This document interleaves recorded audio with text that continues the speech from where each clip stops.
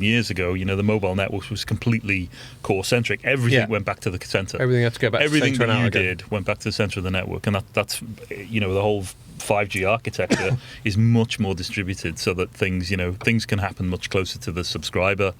There is still a core network, but it's so is that one of the really significant things about 5G is that the architecture enables this distribution of the workload? Yeah, I guess it is. I mean, you still, the classic example of a comms network where you've got the forwarding plane with the packets, moving between devices or between devices and servers is still there, and the control plane's still there, which is controlling what's going on.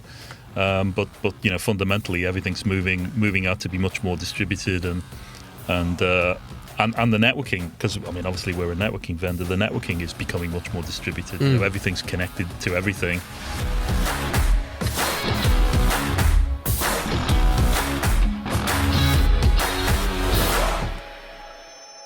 Hello and welcome to another Telecoms.com podcast. The second one we've managed in the studio because Ian's buddies striking haven't done it, although we've got one scheduled to record on the 3rd of February, and apparently they're going to strike then, so we're going to have to see how that goes.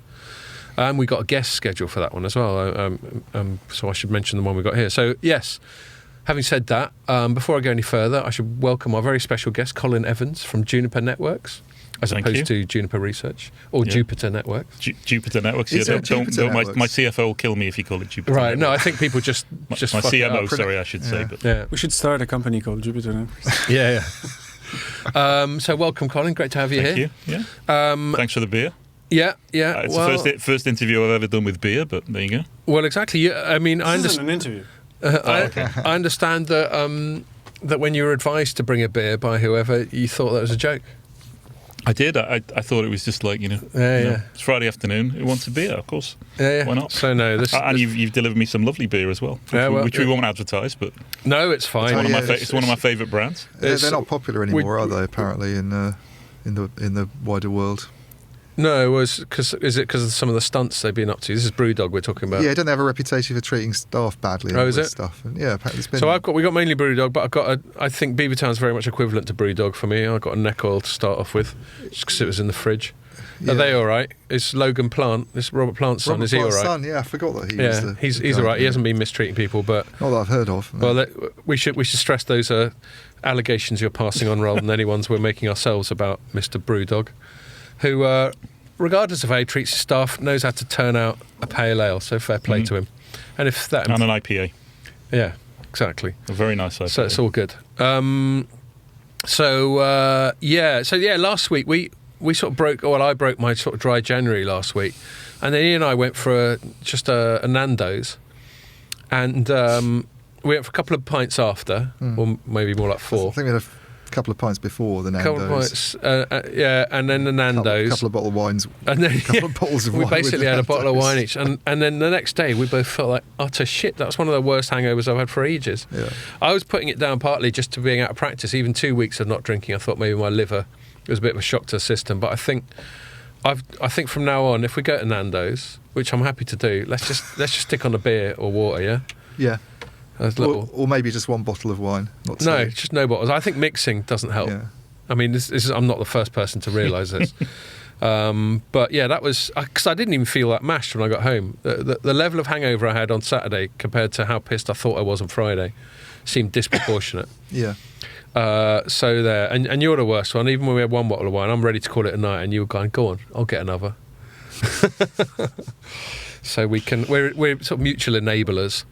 So so that's that. I don't think there's a lot else to reflect on. Nice day, cold but clear today. I quite like those crisp winter days. It's nice when we're up here on the 15th floor of this corporate. I don't really like it when I'm sitting at home working and I've got the heating turned off because I don't want to spend £400 a month. And you've got about 4 layers on. And it's freezing. So yeah, being in the office is nice actually. It's a reason to come in. Yeah, don't say that. Someone further up the food chain might hear that and go, right, you're coming in all the time then. And it's always your feet that get cold when you're sitting at your desk. Yeah. Feet and hands. I'm even using fingerless gloves sometimes. And your nose, you can sort of feel it. You really don't turn the heater on, do you? Well, it feels, especially if the rest of the family are out, it feels a bit of a piss take to have the heating. Because I don't normally work in the office, and this week I've done a lot in the office. Yeah. It's like, I'm amazed how busy the office is. We should give her a shout out. You've got a new colleague on Light Reading. Got a new colleague, Teresa, he's just started this week. Cool. So obviously it's easier to sort of show someone the ropes in person rather than doing it on Zoom, hence being in a lot. But normally, we'd only be in on Fridays, you and I. And it's just that whole talk in the pandemic of the new normal turned out to be a lot of rubbish, actually, didn't it, really? I mean, and getting on the trains as well, it's incredibly busy coming in from Earlsfield every day of the week except today. And I hate that. It's only Friday that's quiet in offices, really, I think. Maybe Monday's not quite as busy. But our offices... I couldn't get a desk. We were like on a different floor every day. And yet Friday it's dead. Isn't that weird? Friday's dead. So it must be an informal thing where there's a sort of at least an unspoken, fair work from home on a Friday if you want. Well, I think it's become, for a lot of companies, it's become you will spend 3 or 4 days in, and you can have 1 or 2 days at home, hasn't it? And I think the big US tech companies have actually started to enforce it a bit, haven't they? Like Apple, definitely. Do you know, one thing I'd think about that is because we don't have that. No one obliges us to come in ever. We come in for the podcast mainly because we think it's much better, especially if we've got a guest like Colin, to be face-to-face with them, because you get the non-verbal cues and the sort of social interaction, all that. But I wonder if people are just gone, all right, you've got to come in except Friday. Does that mean that they're really dossy on a Friday to sort of compensate? I bet there's some... I don't know, because there was a worry, wasn't there, among employers about people just dossing generally during the pandemic. If you're not at work in the... I mean, it depends what people's jobs are like, I suppose. Yeah. But if our job, you can see if we're doing nothing. If I didn't produce content, Phil at some point would go, "What are you doing during the day?" So you can't really hide. Yeah, where's the you can't really hide, can you? Where's the content bloke? And presumably that's the same with most jobs. You've got to have something to show for it at the end of the day. If your sales channel's going really well, who cares? What do we call ourselves? Knowledge workers. Yeah. So we have to deliver some knowledge. Yeah, exactly. I've heard us referred to as the desktop class as well. Yeah, that's so laptop. Sorry, not desktop. Laptop. Okay, cool. Well, I'll stop talking shit because I've run out of shit to talk. So what we're going to talk about today. So we're going to, obviously, whenever we have a guest, we have the bulk of the podcast, certainly the front end of it, just talking about stuff that's their core area. In fact, one of the things I'm going to ask Colin about in a minute is what exactly Juniper's core area is, because I've got to admit, despite having been a telecoms journalist for years, I'm not that sure. So that's my bad. Sorry, Juniper people. I've only been here 11 years. Maybe I haven't worked it out yet. But yeah, hopefully I have.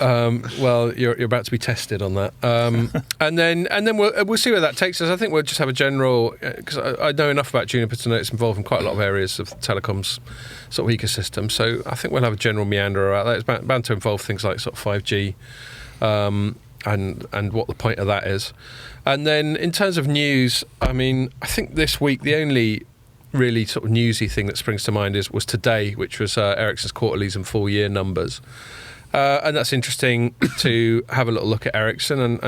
And Colin, you're welcome to talk as much or as little about named other members of the telecoms world as you want. We understand that people here can't be just going around just talking on record about people they might do business with or compete with. So that's fine. But I think we'll also perhaps give you a chance to get involved, just to see what we think the Ericsson thing says about the broader environment in which we're in. So hopefully we'll get around to that. Although last week we just stayed on the main topic and just banged on about that for 2 hours, didn't we?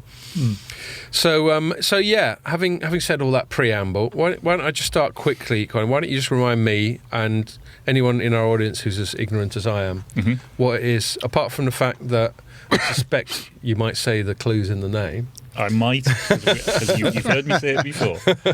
I've already warned him that if he says it too often, I'll start taking the piss. Well, they make gin. Yeah. I wish we did, because then I might get some cheap product. Indeed, whereas now you just get some cheap networking gear, maybe. So yeah, Juniper Networks, in a nutshell, what's it all about? Yeah, I know the clue is absolutely in the name. So, we are one of the leading vendors of high-end routers, switches, and security devices. So obviously we work across a couple of different segments. The part I work in is a service provider business. Yeah. But we're also a big supplier to enterprises as well. Right. Large enterprise, but also medium and small enterprise as well, directly. And we also supply a lot to the major cloud providers. The big 4, 5, 6, however you want to count it, large cloud providers. We're major suppliers to them in terms of infrastructure. But yeah, layer 3 routing. layer 2 and layer 3 switching, and also all the way up to layer 7 security devices. Do you know what all both those physical and virtual? Do you know what all those layers mean, Ian? To some extent, but I won't be able to explain them. Okay, Like, right. but I was OSI just going to and all ask. that, Ian? Yeah, OSI. I know the OSI stuff just about, but it's generally when I'm sort of writing about Open RAN that I kind of start delving into all of that and looking at what the different chips do. And we move packets about.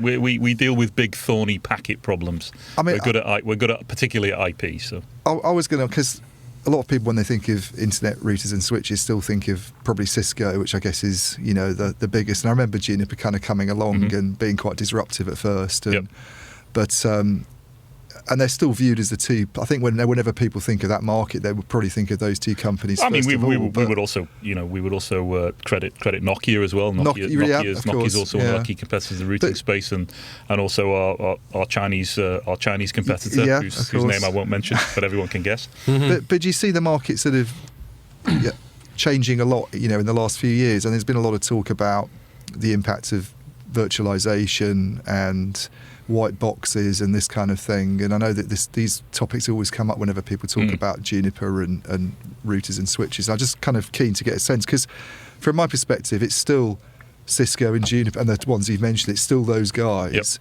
And a lot of this talk about these disruptive technologies and how they might pose a sort of challenge to those established players, I don't know, it doesn't seem to have happened. Or well, I mean, you can run routing on an x86 server. I mean, it's and we do it. We have a virtualized router that runs on an x86, but the performance is significantly lower than you'd get from sort of dedicated devices.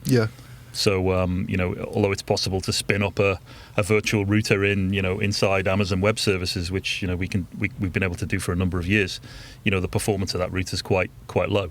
Yeah, but it's a similar conversation to the one that's going on with, I mean, it's not strictly Open RAN, it's more sort of vRAN or Cloud RAN, but that using, general purpose processors to do it. And then the Ericssons and the Nokias of this world would say, well, it's not as good as using customized silicon. And you kind of think, well, if we look at, because this has been a topic of conversation for a lot longer, I think, in the market that Juniper's in. And it doesn't, you'd still see most of the market being on the kind of traditional gear, and there hasn't been this wave of players that have come through and toppled Cisco and toppled Juniper, for instance. It's more that you've adapted to the demand that there is for that stuff, and there's still a lot of people who want the old ways of doing things, Well, the old ways of doing things, to be honest, are the only ones that scale, because the amount of traffic that we're pushing through the network at the moment requires dedicated, optimized devices to do that. You can, as we said, you can build on virtualized or even containerized devices on x86 based servers, using processors from the likes of Intel, of course. But I mean, the performance of, as I said, the performance of those is relatively low compared to the dedicated devices. And would you actually, so does Juniper actually design its own silicon, yes. or you'd work with? We do our own silicon. We also work with Broadcom in a few use cases as well, because Broadcom's switching and routing silicon is really good as well.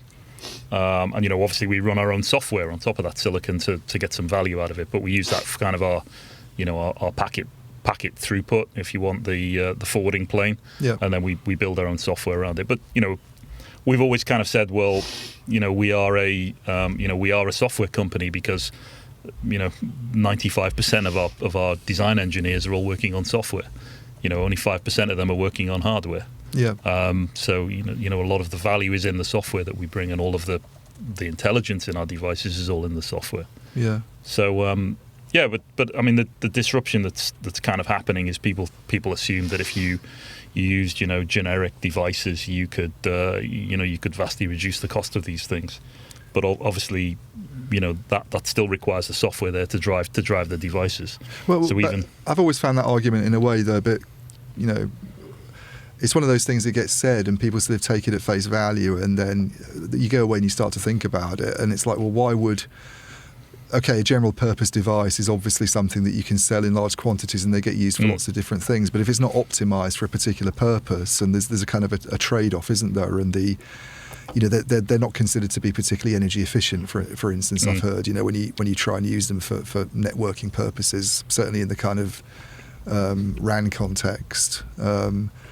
the cost savings argument. I know some people kind of question it really, whether you would save my money. understanding of the cost saving argument is as much the broad conceptual increase of competition. That's one of the ways in which we've chatted a lot, and you've been very sharp on it. Is in principle, as a sort of from a economic theory point of view, more competition should equal lower prices. Yeah.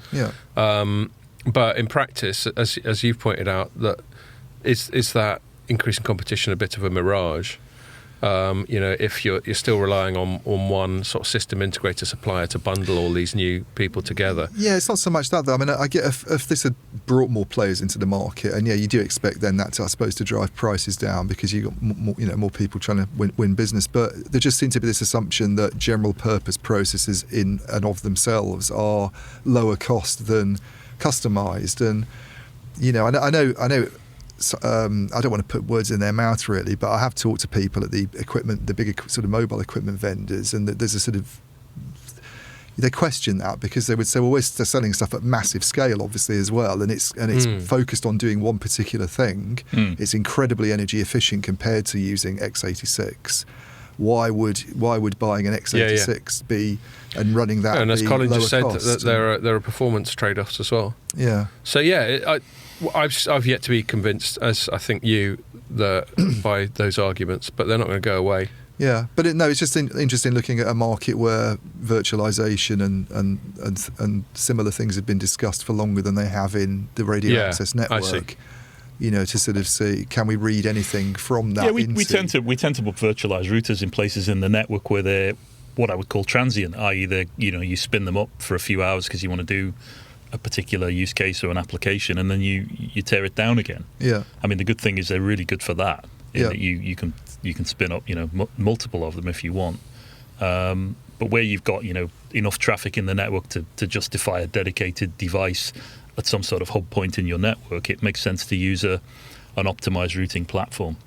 I mean, the thing around x86 is, when is x86 not x86? I mean, and the way that x86 is evolving now with these whole things called smart NICs, which is the network interface cards that we're putting in the them. Accelerator. Is we're almost building out a sort of a mini router on a smart NIC, which kind of offloads the processor in the x86 for doing forwarding. Yeah. And that's essentially what smart NICs are doing. And so you're kind of building a little switch into your x86 device. But they almost make it not virtualized then, don't they? Because then you're dedicating something towards a specific function. But the control, the forwarding plane is still physical on the smart NIC, and the control plane that you're using to actually do the smarter the forwarding is then still running in the x86 on one of the cores. Smart NIC sounds like a sort of nicer way of calling someone a smart ass. Is it network interface card? Network interface card. That may be a good brand name for one, actually. Yeah. The smart ass smart NIC. Yeah. Just take you one step back from that. Just thinking about sort of emerging technological trends. We were talking a bit beforehand about 5G in general, which obviously the sort of overarching technological trend in telecoms. But I was just thinking what you've just described about what Juniper Networks gets involved with, and you said sort of data centers. And am I right in saying that where the data center world and the telecoms world may have been more discrete and distinct from each other in the past, that Venn diagram is overlapping more and more, Absolutely. Especially when it comes to the edge. So we hear a lot about edge networking and why that's where things are headed. Can you just give us like a top line before we drill down into it, what the point of edge networking is and why everyone's getting so excited about it? Well, I guess the edge is always where the applications were delivered or the services were delivered. And kind of the thing that we're seeing is that the edge is moving closer towards the end user. Right. Essentially, it's moving, being the edge of the core network and then an edge network and then a whole bunch of access stuff. I think the edge is moving more and more into access. So if we picture it as like a sort of solar system where the core network's the sun and the edge is getting more sort of further and further away. And absolutely. Yeah, it's concentric circles, isn't it? So and then obviously us as subscribers sitting at home are connected right out at the edge of the network on our. And why do we want to be? Why do we care? why do we care? Well, performance and latency, I guess, is the most important thing. To, the performance we get from whatever we're doing, whether it's watching video, which is by far the biggest bandwidth consumer in the network, or doing a retail transaction, or doing a Skype call with. Why is performance better? Skype, did I just mention Skype? Skype's a bit old hat, isn't it? But yeah, you know what I mean. Yeah. Video call with Skype's owned by Microsoft. Is that right now? They bought it. They bought it a decade or so ago. I don't think it's been called Skype for a long time. So no. Shows my age again. I think all the Skype stuff's been incorporated into Teams, basically. Yeah. VoIP is what you're saying, and that also feels like an anachronistic term, doesn't it? It is, yeah. But so voice isn't voice anymore. I mean, who really makes a voice call anymore? Yeah, hardly any of us. Most of my voice calls are probably on Teams or on WhatsApp audio these days. So very rarely actually make a mobile to mobile call. I know that was a sort of disruptive trend that hit telecoms. I'm old enough to remember when they charged for minutes and even charged for texts. Yeah. And now no one does texts or normal voice calls. The MMS, remember? The thing that never worked. Multimedia messaging. I think some companies have stopped those, haven't they? I still get them from EE, who's my mobile supplier. They send me MMSs, and you have to sort of accept them. That's so they can try and flog me a Galaxy. Yeah, well, if you send an MMS, it costs a fortune. Especially if you're roaming abroad. If you roam abroad and someone, you're in real trouble.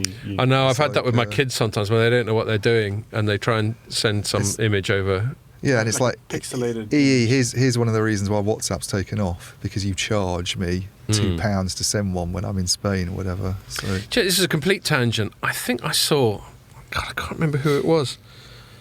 No, someone was it Mavenir was writing off a ton of business to do with RCS. Right.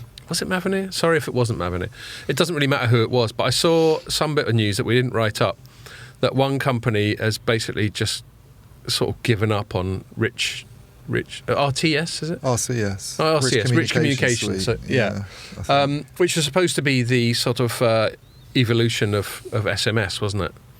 And people like GSMA have been flogging it for decades. Yeah. Anyway, I just thought it was poignant that this company, whether it was Mavenir or someone else, sort of throwing in the towel seemed like a sort of inflection point where, like, they're going, do you know what? Fuck it. It's a waste of time. Yeah. Anyway. Well, this industry's full of graveyard technologies to change all our lives and never actually happened, doesn't it? Well, yeah. So that brings us back to my sort of more journalistic, argumentative point about things like Edge. So why is performance better? I mean, I sort of know the answer, but I want someone who's more expert than I am to explain it. I guess if you think back 10, 15 years ago, the mobile network was completely core-centric. Everything went back to the centre. Everything had to go back to the centre. Everything you did went back to the centre of the network, and that's the whole 5G architecture is much more distributed, so that things can happen much closer to the subscriber. There is still a core network, but it's so is that one of the really significant things about 5G is that the architecture enables this distribution of the workload? Yeah, I guess it is. I mean, you still the classic example of a comms network where you've got the forwarding plane with the packets moving between devices or between devices and servers is still there, and the control plane's still there, which is controlling what's going on.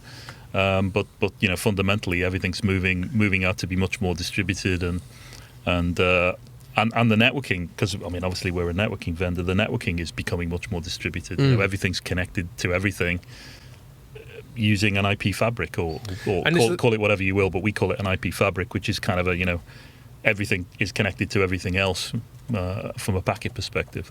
And it's the ultimate relevance of this. I remember, I think you were there years ago, I was at an Omdia thing.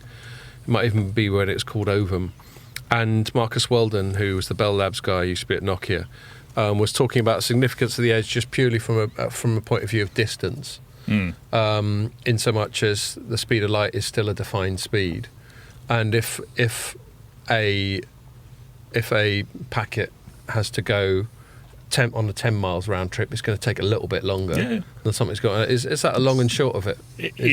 From a latency perspective, therefore, the response you get from whatever the application you're using is, that's still definitely a constraint.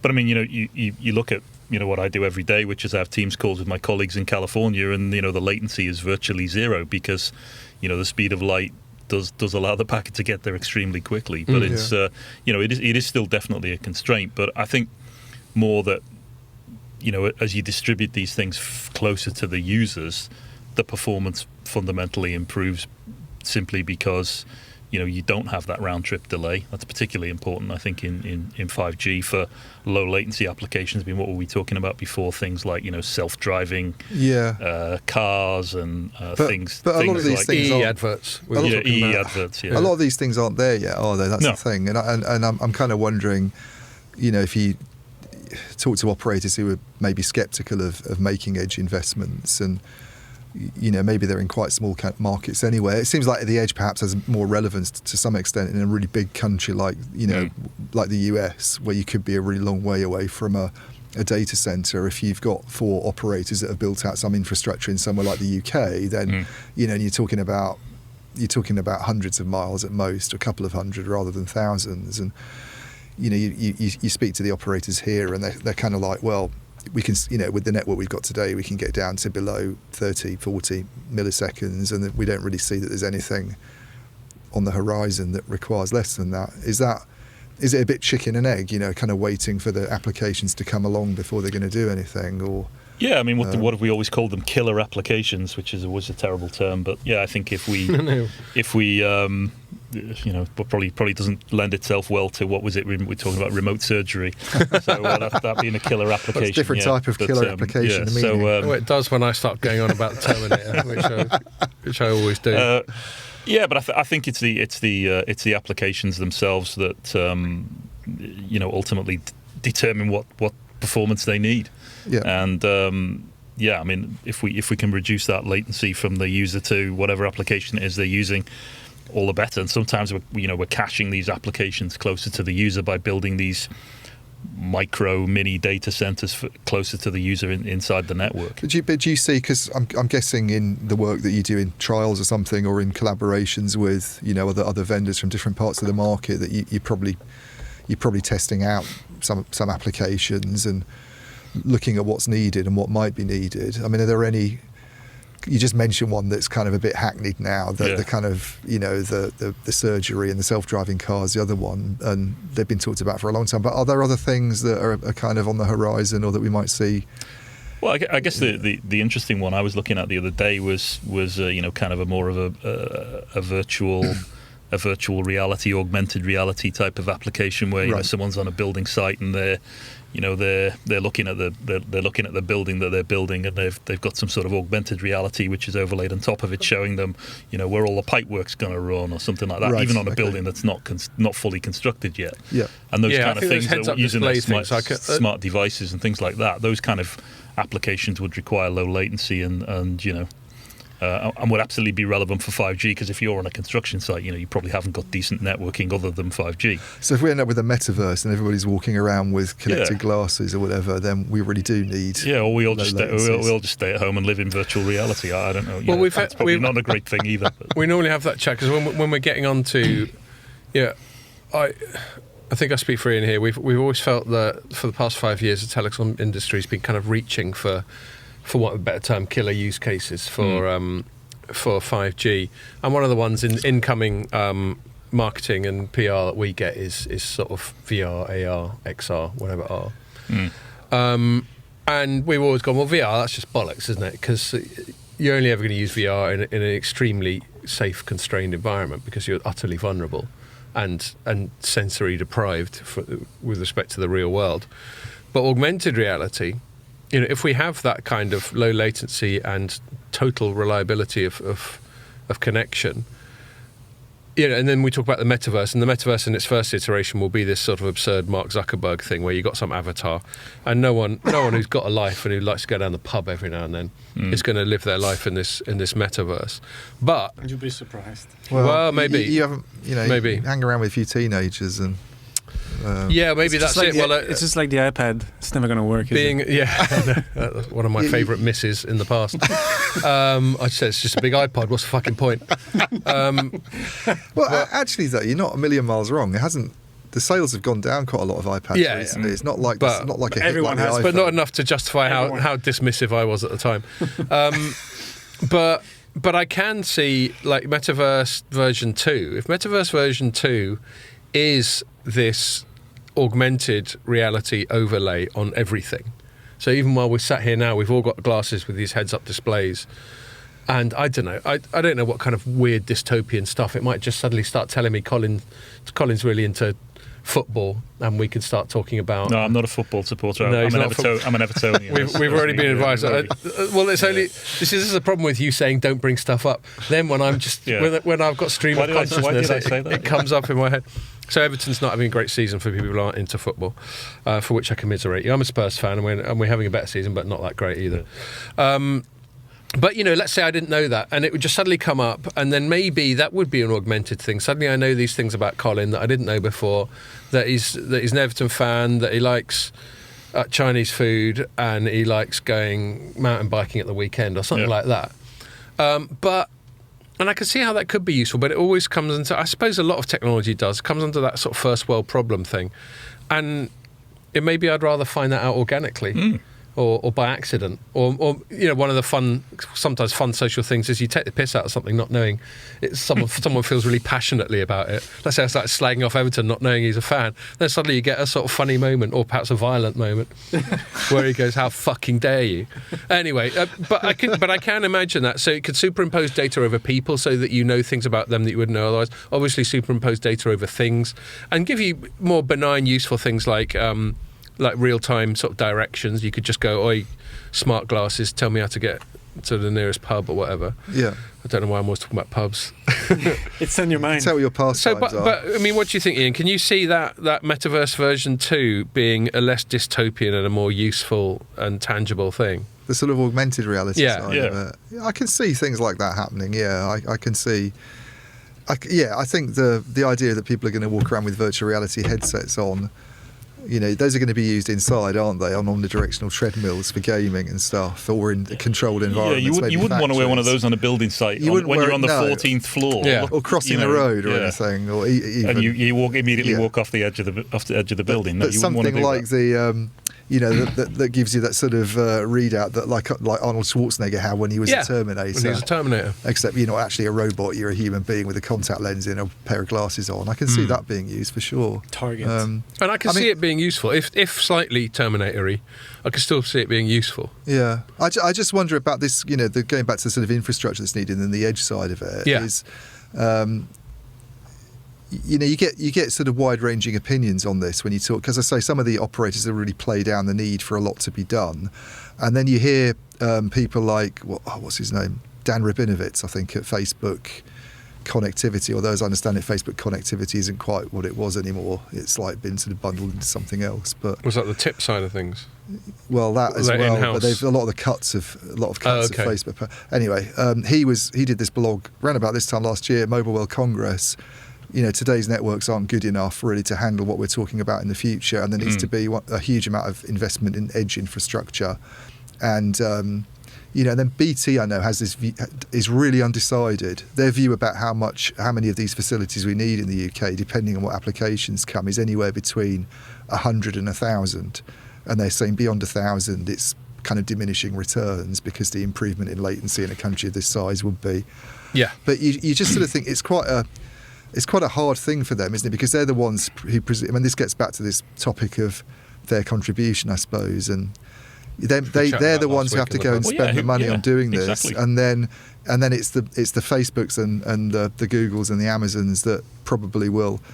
I know a lot of operators have been making a big deal about the metaverse, but to me it doesn't necessarily seem like a positive thing for them. It's more like a cost. Well, they've got to pay for it, have they? They've got to pay for it, and they're not necessarily going to profit from it. But, so that is an interesting one as to how they pay for their, at the moment, connectivity to those players is included in whatever you're paying as your subscription for your connectivity, whether it's 5G or DSL or fibre to the home or whatever you've got. You're paying a typically a monthly subscription, and you're getting almost unlimited access to any of those services, which you're going over the top to, and then and you're right, those players are making profits from them, and the service providers are. Yeah, I suppose it's not just that. I mean, a lot of people would love it. The chip companies would love it, obviously, and the. I mean, presumably a good thing for any kind of vendor, because there needs to be more equipment put in. So. I just think it shows that we're not self-interested, because thinking about it from a commercial point of view, if that if that fair contribution thing went through, and there was this exceptional tax on big tech, which was basically a transfer of wealth from big tech to the telecoms sector, presumably some of that would end up percolating down to what we do. So it shows how unbiased we are, that we sort of generally slag it off when it's probably in our commercial interest for it to happen. There you go. There we go. Yeah. But I'm guessing, from. Juniper Networks would be heavily involved in a sort of edge transformation, wouldn't it? Because you'd have to have more of the sort of equipment that your company sells being used to support a lot of this stuff that's being done. Yeah, I mean, it's all IP based transport between the applications. So all of the applications use fundamentally using IP and various derivatives of that to interconnect with one another. And the stuff that's happened, so far. I mean, in your sort of experience, have you seen any operators kind of taking a risk and taking a sort of punt on this and making sort of some investments, or has it tended to come from some of the internet companies more that you're involved with? Because I know they talk about edge data centers now and having these and being able to provide this sort of thing.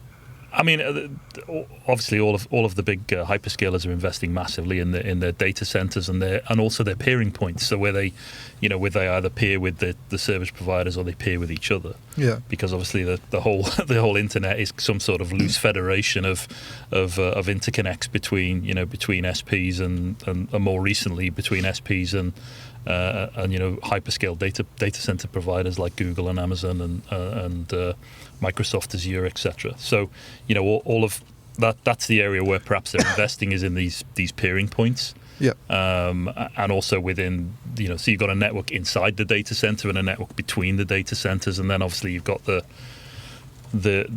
rest of the physical internet, which is a massive mesh of connections between service providers. And ultimately, goes to our homes and comes to offices such as the one we're in today. Yeah. And it's just a massive IP infrastructure, which, they're having to scale based upon the traffic growth that they're seeing. But the traffic growth in Western Europe and most mature markets has slowed considerably. It was driven massively by video in the last few years. And that's sort of established. We know how much Netflix and Amazon Prime people are going to be getting stuck into. Oh, that's interesting. But you would see it sort of still going up, obviously, but not in the same kind of way. Because I think a lot of people are consuming video, either streaming it or they're downloading it onto their set-top box, which is obviously a non-real-time way of consuming it, but they are consuming it over the internet. I always think that as well. It's like you see these projections, and there was one that came out this week from, I think it was so much a projection as a kind of here's where we stand in terms of consumption from Sandvine, and you get Ericsson's mobility report, which shows this kind of exponential growth. But you sort of think, well, pretty much everybody's got a Netflix subscription now in markets like. So the way it would grow would be like if everyone suddenly went 4K or something. Well, if they go 4K, or if you see a big takeoff in emerging markets, maybe. But unless you get a new application along, like people using virtual reality at home or something, and that puts some new kind of pressure on the network, then you do sort of think, where does it come from? Yeah, and even 4K video is not as bandwidth hungry as it was when it first came out. The compression technologies they use with it these days make it a little bit more reasonable in terms of bandwidth consumption. Yeah. Our videographer Pierre's nodding sagely at that. Yeah. HEVC. Yeah. Why do you think? Because a lot of the edge stuff that's happened so far, from my observations, been, I know a few years ago there was talk about telcos trying to do this off their own bat maybe, and it's a big opportunity for them to kind of do something without necessarily the internet companies being involved. And then the deals that I'm kind of more aware of tend to involve an internet partner to some extent. I know you've got Verizon and AWS, and I think Vodafone and AWS. I can't remember what the technology is called now off the top of my head. The AWS, is it Wavelength? Is the one that they tend to provide? Which is more of an optical interconnect type of thing between data centers.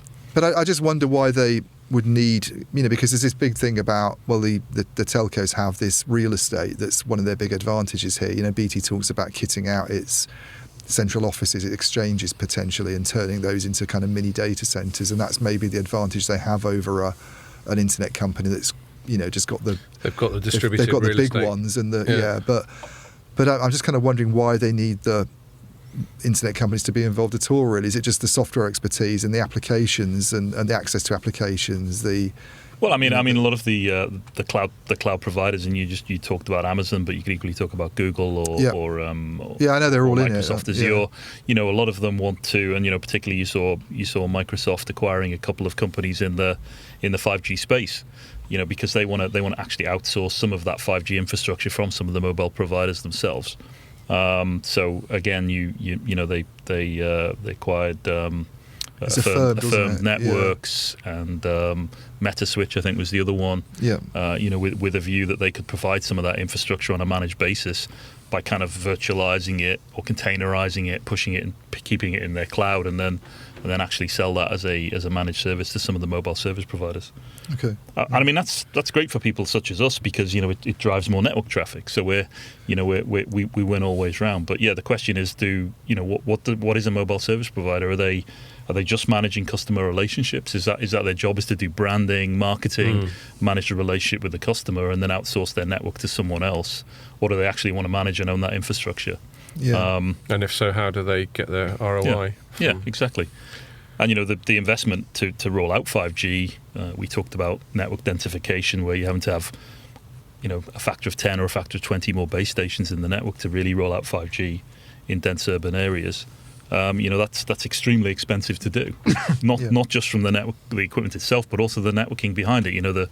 Unless you have decent connectivity back into the rest of the network, then that becomes equally it doesn't really work, because again you need really low latency to make some of these 5G applications work. Do you have a sort of hunch of where it's going? Because what you just said, it's even some of these tower deals seem to be, there's a sort of changing of the guard, isn't there, almost, in terms of who owns and runs the infrastructure. You see people like Cellnex coming along, and I think they're even now talking about having, they might even have done this in a couple of markets, where they actually have an active role, and they're not just sort of renting out passive infrastructure, but also the base stations on it. And then all of a sudden you think, well, the operators are just effectively becoming MVNOs, aren't they, in a way? Exactly. But I just wonder where it might end up. You could have a situation conceivably where there's maybe only a couple of infrastructure networks in a country, and 4 or 5 decent MVNOs perhaps in the future that used to be the network operators even. Yeah, in terms of that, mobile network, the radio access network, which is the part that where we see the masts and the towers and the antenna in our local areas, all of that kind of physical infrastructure is, it's very costly to build and very costly to maintain, and outsourcing that to a third party who wants to specialize in doing that is something a lot of them do. And they obviously also deal with all of the legal issues about getting access to, on tops of buildings, or building a new tower in getting Farmer Giles to let him through the exactly, gate. Yeah. And upsetting the local community who say, not in my backyard, I don't want this 5G mast in my... It was interesting, I saw an article in the news last week where somebody was talking about 6G, and I'm thinking, they were complaining about a 6G mast had been put up in their local area, and I'm thinking, 6G, really? Unlikely. Yeah, unlikely, since it doesn't exist. I'll tell you, anyway. Some of the easiest reads we got ever was in 2020, when everyone was going around vandalising 5G masks. They thought everyone. Well, you were, Pierre, I saw you, because they thought it gave them coronavirus. Yeah. Those are fun times. And was that not true? Apparently not. We looked into it, and apparently you cannot transmit biological matter over electromagnetic frequencies. So that'd be amazing. Yet you could vaccinate everyone just from being outside. Yeah, none of this. I'm not going to get vaccinated. You just get zapped. It's like when you go through that thing in the airport. They go, well, while you're there, I'm going to fill you with all these vaccines and bullshit. So some of what we're talking about there gets us onto the more general.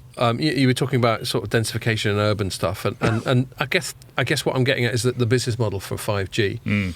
So I take your point. You're very honest. Obviously, professionally, the more people want to densify and build out more infrastructure and more edge and more presumably small cells and everything else that's associated with 5G, then that's great for Juniper Networks, because they'll need more kit. Well, they'll need more networking, more your services, more of whatever it is you do. But I'm still, after all this time, not convinced by the business model of spending the money on those small cells, on that densification, all that sort of thing. I understand that you can get the low latency from the edge. I understand that using mid-band and millimeter wave will massively increase sort of capacity and all that sort of thing. But the ROI back to what you and Ian were just talking about, what is the business model for these operators? They've got to get the ROI on all that spend. I mean, are there some ways in which that has been demonstrated that aren't obvious to me? I think we're back to talking about what are these applications again, because that's the only, nobody's paying more for their connectivity. No. I recently got a new mobile device. I won't mention the vendor, but it's one of the more popular ones, and it actually supports 5G. And I've turned my 5G on, and I've got my 150 megabit connection, which I measured and thought that's fantastic. But does it really change what I do on my mobile phone? No, not entirely. Because 4G worked fine. It isn't often. 150 is not special. When it gets to like 700. Oh, okay. Well, and then it's still... Does that change your life when it goes to that level, Pierre? Yeah. I keep saying, if you try to download a podcast on Spotify on like 700, 800 megs, you do the speed test and like, okay, let's go download a podcast. Still takes like 2 minutes. Really? Where technically it should take 5 seconds. Right. So something's going on there with those speed tests. That'll be the server. Exactly. The server is the bottleneck there, not the network at all. It's the server's ability to push the packets out.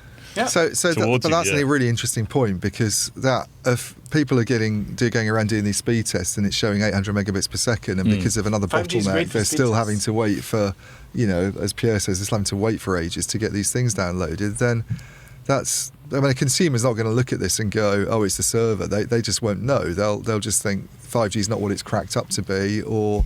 No, in 2 minutes is fine. My point is that it shouldn't be 2 minutes. Yeah, no, your point's... I don't want to be...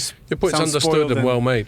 I mean, a chain's only as strong as its weakest link and all that sort of thing.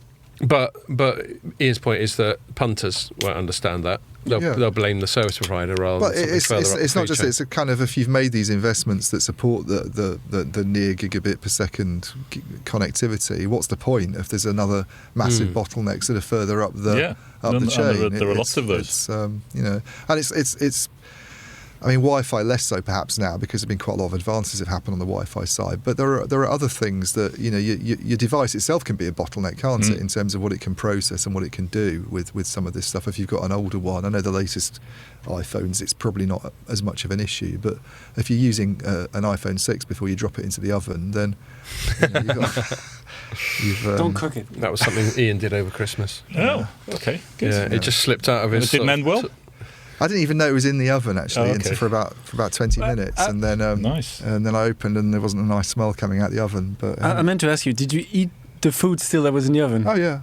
It didn't taste smoked? It wasn't. It didn't land on the roast potatoes. It was like on the bottom shelf. No, but the smoke. He's concerned about the atmosphere of Was rare earth, vaporizing rare earth metallic potatoes. No, they tasted great actually. Maybe I should do it more often. Just get like old phones. I wasn't ditching those potatoes that I'd worked very hard on. See what I mean? So all your family are sitting there going, "These taste dodgy." You go, "Fucking eat them." Maybe you could write the iPhone cookbook or something. How to put your iPhone in with everything. Exactly. Heston Blumenthal, eat your heart out. We're using random gadgetry. So no, good point. And the broader point is an interesting dilemma that the telecoms industry's always had. So this is something that comes up when I talk to people who are involved in, I don't know, maybe the sort of CEM, customer experience management type of things. And one of the dilemmas they've always got is the customer sees EE or Vodafone or whoever as their point of contact, but it could be so many other sort of companies or factors that are culpable for their negative user experience. And it also, in fact, I might use this as a tangent to get onto something else that we were planning on talking about when we were discussing the pod beforehand. It's a big overhead for these operators to have these call centres and deal with these moaning biddies. People who know fuck all about technology. They just know that they're not getting their Luddites. Bit of comms gratification straight away. And that's interesting. And another tangent on that is this sort of chatbot technology. I think we were chatting briefly about ChatGPT and all that. Yeah. But sorry, were you going to say something? Well, we actually do a product that helps with that, because we have a thing we call into your hands. So a blatant plug and unashamed plug here, but that's allowed. We have something we call Paragon Active Automation, which is where we can put a little probe out on the network that actually sits on, say, a video stream or something, and will actually actively monitor its performance. Now, normally you've been able to do that for a long time, but What we can actually do there is we can sit in the actual video stream and monitor its performance. If somebody says my video is not working, you can actually put this small automated. It's basically a small application that sits in the network, and it allows us to monitor that and see, A, is the connectivity there, and B, is it delivering the performance that you expect. Sounds useful. It sounds like the sort of thing, and I'm sure there are other providers, but it sounds like the sort of thing they should all have, and they should have somehow plugged into their customer-facing side of things, so that when someone gets in touch and moans. Yeah, and we obviously use it during deployment to check that the service is working when you deploy it, and then you should use it proactively then as an automated test script to check that the service is working correctly, and we can put it randomly on different streams and stuff and make sure those streams are working. So we're deploying that quite significantly around the world at the moment to check particularly things like video stream quality, where cable operators are rolling out thousands of digitized video streams. Yeah, it makes sense that a company like yours would get involved in that sort of thing, is given that it's your software and gizmos that are right in the sort of plumbing. Yeah, providing a network and then being able to prove the network is doing what it claims it's doing is important to us and important to our service provider customers, that they can demonstrate that to their end customers. Automation is quite a big deal generally, though, isn't it, for Juniper? And so, I mean, are you is the company involved at all in this whole? I know it's not. I don't know how much AI is involved in it, but there's an expression intent-based networking, where it's declarative, isn't it? You sort of issue an instruction, and the idea is that the machines, if you like, the software goes off and carries out the steps that are needed to get to that end point, and then your coders who would be doing that before are kind of removed from the process, and it's as we were talking about this before we came on, it sort of removes the potential for faults and potentially frees people's horrible, time up, I suppose. Flawed, dilettante human beings. Exactly. Yeah. Yeah, and I mean we definitely see from our experience that a lot of networking issues are created by human error. Yeah. Is people type the wrong configs into routers and switches. They do something that they don't realise will have a detrimental effect on the network, and that can cause a massive outage. We see that every single day. And the one thing with automation is it doesn't make those mistakes. Well, it does make mistakes. It's not infallible, and it still has to be programmed by human beings. Exactly, because the humans that built it probably. Yeah. But it certainly doesn't make as many mistakes as human beings, particularly when you're doing repetitive tasks that you do over and over again. The other thing is people get bored, and when they're doing repetitive tasks, they tend to make mistakes. Yeah. Whereas automation never gets bored; it just does the same thing over and over again. Yeah. That's what it lives for. And I suppose having said that, machines are only as good as their human programmers. What you can do is refine them, and then ring fence it and go this one through. Thousands, millions of iterations. You've been reading our AI bump, haven't you? Have I? Refine the automation. Is this getting close to your stuff? No, this is me just winging it. But through a million iterations, this thing hasn't fucked up once. I bet your bump doesn't say that. So now we know this one. Let's just ring fence that one. This one's a done deal. Yeah. Sorry, were you about to say something? No, I was just going to say. I mean, on the people who would have been doing this, rather dull. Let's call it the sort of coding equivalent of shelf stacking or something, and you all of a sudden you can automate that. Yep. What do they do then? I mean, is it a case of, does that support a sort of downsizing in the companies that are doing it, or is it a case of like moving them and getting them to do other things instead? I mean, there's definitely an aspect of people are an incredibly large cost if you're a service provider. So yeah, there's people and there's energy. We're going to probably talk about energy later, but I think people are a very high cost, particularly skilled people. One, they're hard to find. Two, if they're really good, they earn quite a lot of money, and they that's therefore a big cost on the business. And if again, getting them to do repetitive, boring tasks, doesn't satisfy their curiosity, and equally, as I said, they make mistakes. So yeah, I mean, what they tend to do is try and put them onto creating new services, redesigning the network, doing stuff that really requires, real human intelligence, and offload all of those boring, repetitive tasks to automation as much as possible. And as you said, we can use AI to say, okay, if we've seen this profile of, so we see a number of things happen in the network, and then the network fails. Okay, so we can learn from that. If we do that as an iterative process over and over again, we can say, okay, if we start to see this happening, then maybe a failure is going to occur, and we can kind of start to make it a little bit more proactive. And that really is what the AI application of AI in the network is all about, is looking for patterns that result in bad outcomes. Yeah. And once you can find those, you can potentially avoid the bad outcome. No, I can see that being an advantage. I'm just kind of wondering if, because you were talking about Chat GPT, isn't it? Yep. Which everybody seems to be talking about on LinkedIn and in the kind of general news. And I have to say I've not used it, but I've read about what it can do. And from the sort of perspective of somebody whose job is partly to do writing, you kind of think, where does this go? Because the things that some writers are saying it can do. I remember reading one blog where someone said they'd used it to kind of smooth out paragraphs and add a bit of literary spark to the paragraph. Right. And I kind of thought, well, a lot of professional writers would deem that one of the more satisfying aspects of the job. So if you start to automate those things, then the gutting thing will be where we're professional writers. I'm not saying that we're, William Shakespeare, but we like to think that we justify what we get paid in part because we add a bit of flourish, a bit of personality to it. And if we end up getting made redundant, it's a bit like your thing with strikes, where you're in favour of strikes in principle unless it fucks you up. I'm in favour of all this automation in principle until it starts coming after my job, and then I want to burn it like the witch it is. I just sort of, it's not it's just more of a sort of philosophical point, is that as AI becomes more and more, and ChatGPT is very specific, it's in one specific area, but you kind of think, well, if it's good enough to do kind of creative things, which it sounds like it is to some extent. Sort of. When you ask it to write a song, it's always the same structure. It's like right now it's repetitive. Yeah, but you think that because you're sort of comparing it to what Stevie Wonder, what a poet can do. 10 years ago, if someone had suggested that something could do this, you'd be quite shocked. But everything is so vanilla, though. I hope we can agree on that. Yeah, it is generic. Well, because have you tried it? I have. Yeah. From what I understand about it, it's a very powerful way of this AI actually dipping into the internet, dipping into the sort of collective wisdom, and then it's got clever algorithms and AI to look at what your natural language request is. But then all it really does, it doesn't generate anything by itself. It goes, okay, what do they want?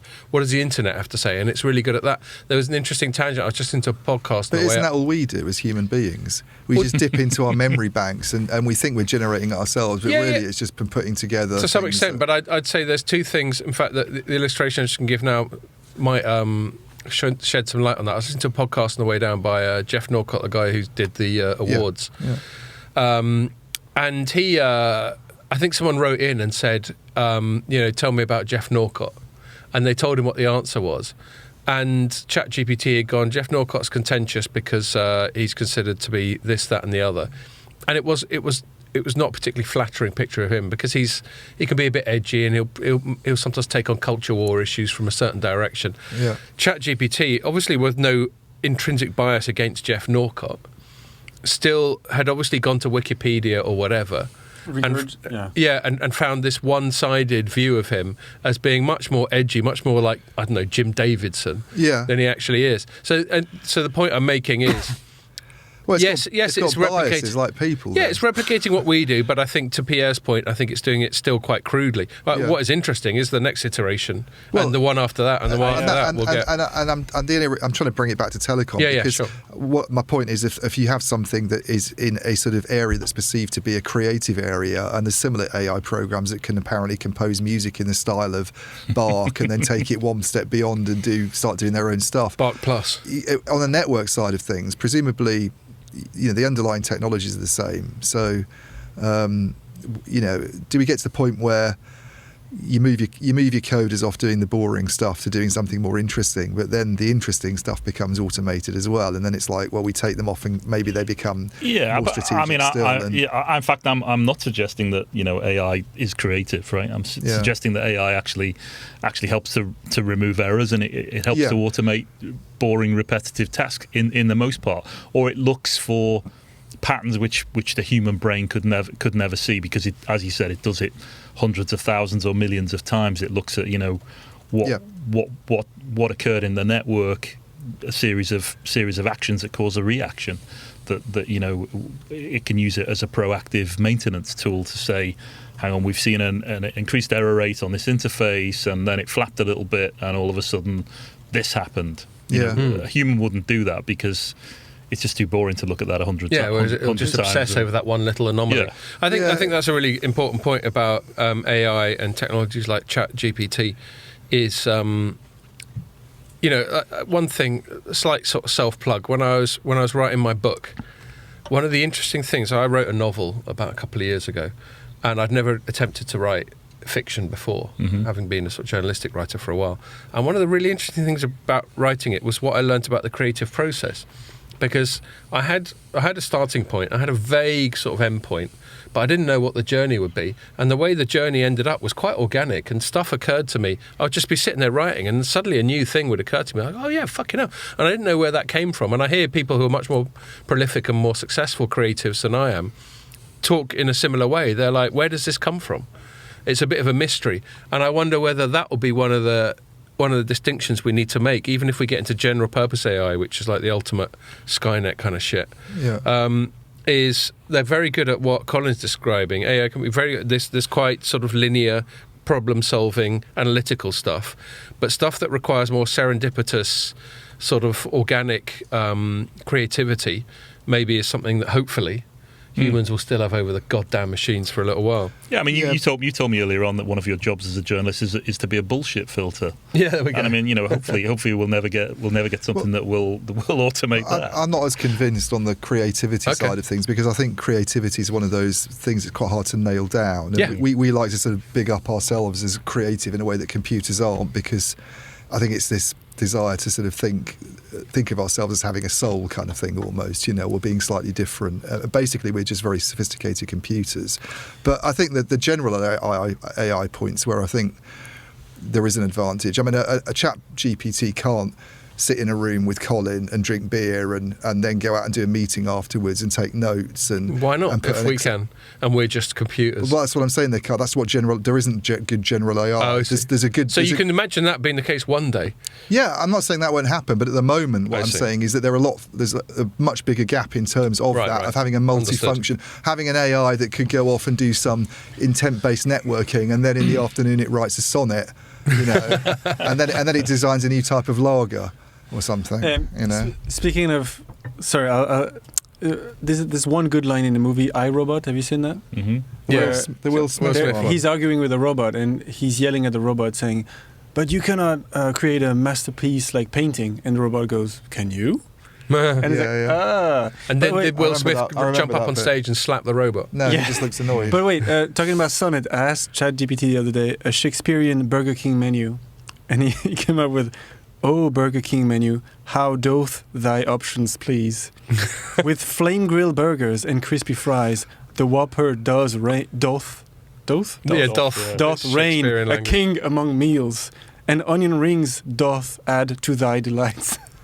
And then there's another. I mean, that's not a bad effort, is it? No, it's crazy. Although it's probably what you get from a 12-year-old. I think if Burger King put that out as their menu, they probably would get more customers and save money on marketing agencies, ad agencies. Yeah. Do they teach Shakespeare in France? Yeah. So it's not just an Anglo thing. Yeah. I'm not that into it as a native very English hard for English speaker. people to read, let alone for. I mean, the adapted versions were. But he's so venerated in England, and I suspect other English-speaking countries. I was wondering if it made it over the channel as well. Of course, yeah. Because I don't think we got a French equivalent of Shakespeare that we get taught about, do we? Yeah, but they have their own. I know we got sort of Voltaire and Camus and all that sort of thing. There you go. Yeah. But it's not put on a pedestal like Shakespeare is. Not here it is, and because they're French. Because they're bloody French. Victor Hugo? Yeah, Victor Hugo, Les Miserables and all that lot. I think that he was the guy that designed Paris, wasn't he? Yeah? The what? Didn't he design the Parisian system of streets and things? Did he? I don't know. Yeah, I thought so. No, I think with things like you guys of thinking he understands much about France. Oh, okay. No, I think the thing is with Shakespeare is he's such like above everything else. Like we have like loads of good ones. Yeah, I was just wondering if that translated over the channel and over language barrier, and it obviously does. It's interesting. Anyway, massive tangent. It was a super massive tangent. I was just chatting to a colleague actually who listens to the podcast, and he goes, he cracks up because he knows that about 5 times a pod I'm going to go off on a massive tangent now and sort of excuse myself. But I will try and bring it back. I was going to make a point, another point about because I don't want to keep sort of being the guy who's saying that automation is going to make us all lose jobs, but you are that guy, though. I know I am kind of, because if you look at if you listen to the guys who are sort of building state-of-the-art greenfield networks and what they say they can do, I find it quite interesting listening to what's his name, Tariq Amin at Rakuten, where they've got their, and I know there's criticism of that project. It's not taken off in terms of building subscribers yet, and it's costing them a lot of money. But in terms of what they've been able to deliver, technically it works, and the team's just incredibly small. I remember talking to him about the size of his operations team, and they capped it last year when it reached 250 people, whereas each of Japan's like traditional operators have a few thousand on that side of things. And and his reason for that is just that they're all maintaining legacy platforms. They've grown over the years. They've been heavily regulated. They've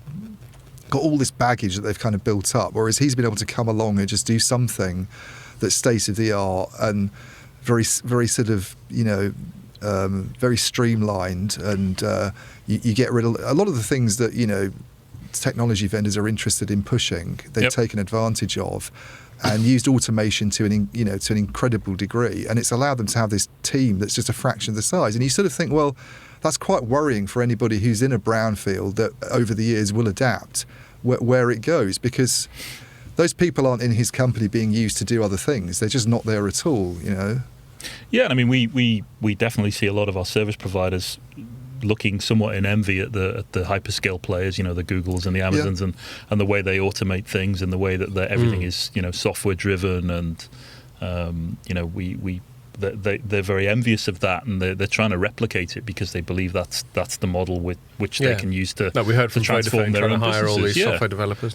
Absolutely, and to a certain extent, a lot of them are doing it, and they're doing it by creating small teams doing that kind of stuff, where they're bringing in people without the baggage of the organisation into a small team with a very clear objective.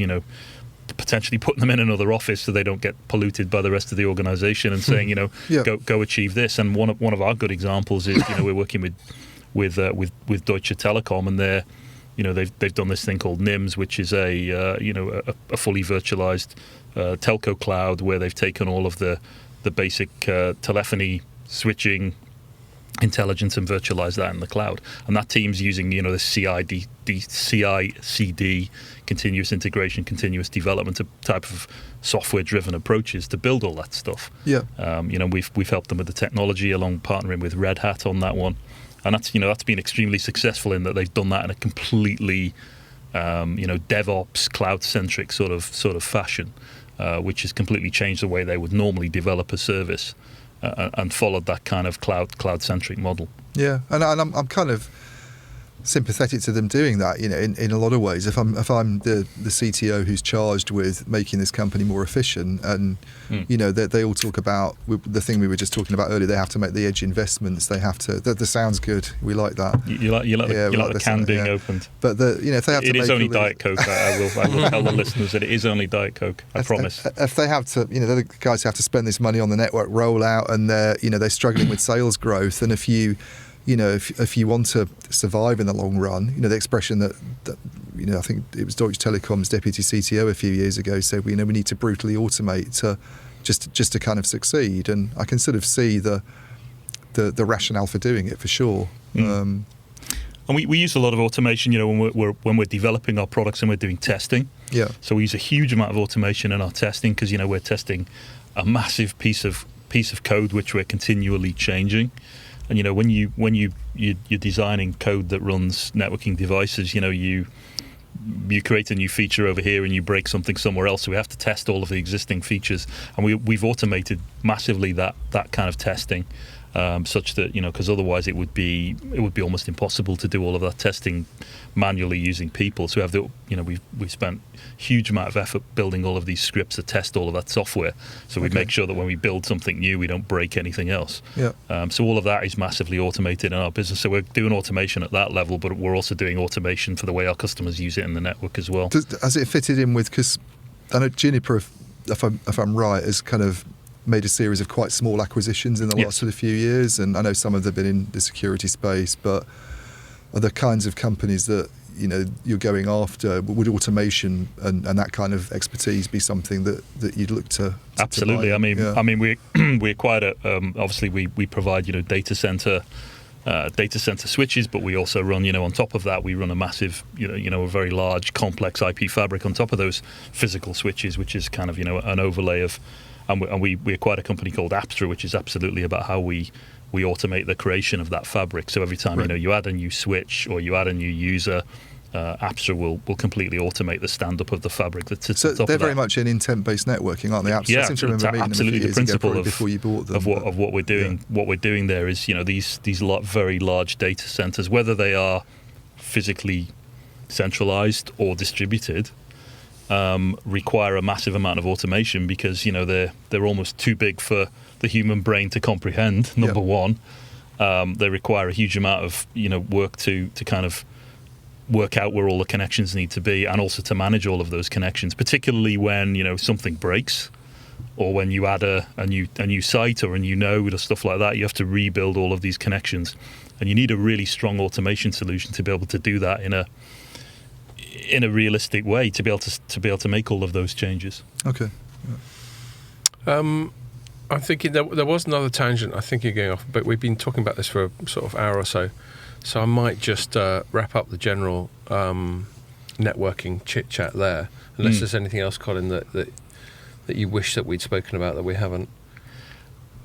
No, not really. I mean, we like we say, we're a networking company, and automation is absolutely a fair forefront of what we're trying to do, particularly with building the new metro network and stuff like that, which again is everything we do is about large complex IP problems. So how do we manage all of the complexity in that network, and how do we kind of, to a certain extent, insulate the network operators and more importantly the end users from that complexity, so that it just works. There is one thing, because we're going to talk about energy, weren't we, for a bit? Energy efficiency. I mean, I'm just curious about. There's a lot of talk about this, obviously, at the moment. It's a topic. It's the sustainability comes up a lot, and I'm kind of wondering how Juniper sees it. I mean, I'm guessing that there's always a push to have more energy efficient technologies, and I get that, and we obviously need it, but at the same time, people are using more and more devices. We were just talking about the edge there, more and more of these facilities being built out. And technology, almost by definition, is going to become more energy sort of intensive. Yeah, I'm just wondering. New clever stuff that goes on. It's always going to require. I've got in my office, I bought this little gadget, which is a bank of 8 plugs for USB-A, the main big fat USB thing. And it's full, and it's nearly always being used because I use it to charge all mine and my kids' stuff up. And every night there's just about 5 or 6 devices just sprouting off this thing. Yeah. And that's only going to grow and grow and grow. So even if you just look at like rechargeable devices, that's going to this is what I think that people just, if there's more and more infrastructure and devices, do we end up with it just being flat? Does it go up anyway, even if the technologies are more efficient? Is it too optimistic to expect us to I think the principle that we've stuck to for a number of years now is it would be nice to say we're going to drive the energy consumption of the network down. I think the best thing we can do is probably keep it flat and also deal with all of the growth in traffic that we're seeing. So ultimately what you end up with is a flat energy consumption, but 10 times the capacity.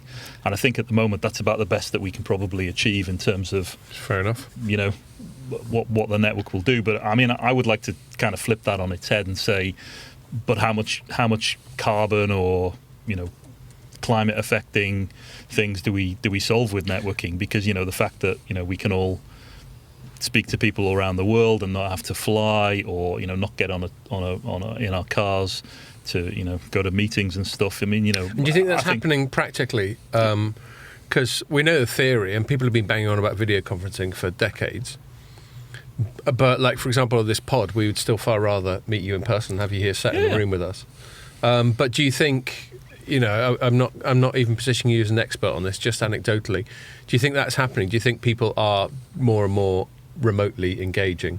Absolutely. I mean, I'm certainly traveling less because I can do a lot of stuff on whatever the most popular collaboration platform is. Mm-hmm. We won't give anyone a plug here, but I mean, it's absolutely the case that I turn my video on when I'm doing my calls with all of my colleagues and with my customers all the time, and you get a lot of people are still working from home, whether we like it or not. I mean, we're all trying to go into the office a little bit more because we all like the human interaction, but we are all working from home, working remotely, and I think that is absolutely enabled by networking technologies, allowing us to be able to have those real-time interactions over video. And I think culturally, funnily enough, the pandemic, which was almost entirely a negative, did sort of normalise. Yeah. I joked once years ago. In fact, we'll get onto this in a sec. Once I was covering the Ericsson quarterly numbers, and it was during the lockdown, so Boya Ekholm had to deliver his little bit of spiel from his living room. And that, which led us to sort of speculate about, or led me to speculate about whether all his furniture is IKEA, because I'm making crude generalisations about Sweden, or whether he was wearing sweatpants and a jacket. Well, exactly. I mean, I'm quite happy to admit, when I'm working from home, I don't wear jeans. I wear like pajama bottoms. And if I stood up in the middle of some team meeting, it would be quite hilarious with my little, especially if they fell down, checked pajama bottoms. But I think pre-COVID, most of us made voice conference calls, audio conference calls, and these days I think it is pretty much the norm. At least it is in our company, where people turn their video on.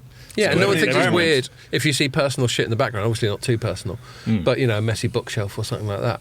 Well, that's what you want, isn't it? You want a bookshelf. Randomly sprung to mind.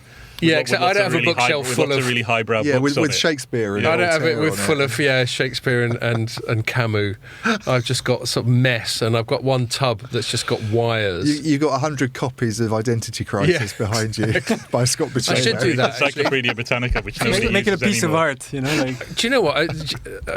I'm so unprofessional. It never occurred to me. You look at people like Douglas Murray; they've always got their own books behind them when they do these little things. No, you're missing a trick there. Yeah. Because then the first thing people tragic. say is, what's the book you've got there, Scott? And you can you just hold it in your hand the whole time. What is it? I just happen to be flicking through this randomly. It's a page turner. But culturally, I think it's interesting that it's become normal. A generation ago, if you'd been having a business meeting, firstly, you would expect everyone to wear a suit. Mm-hmm. Secondly, you'd expect there's certain sort of levels of business decorum that would have been expected. And I think them in their house, not wearing a suit and tie with random shit behind them, would have just been really incongruous and odd. And yet here we are, I think massively accelerated by a lockdown, and it's just totally normal. Yeah, it's an everyday thing. But it's really good to get back into the office and see people in person, and have a cup of coffee or go out for a beer or whatever. It's that we're all really enjoying that part of coming back to it all. But as Ian and I were reflecting, we usually go for a beer after the pod, and we definitely overdid it last time. We were both feeling like shit on Saturday. So there's pros and cons, is my point. Yes, I mean I'm not going to go down the energy efficiency tangent only because of time. I mean, I think it's interesting, and I think especially coming this week on the back of the Davos thing, which I've been following a lot, and there's been a lot of greenwash coming from that. The Davos set have definitely decided that the eco side of things is an angle for them, and it comes under this broader concept of what they call stakeholder capitalism. Anyway, don't get me started.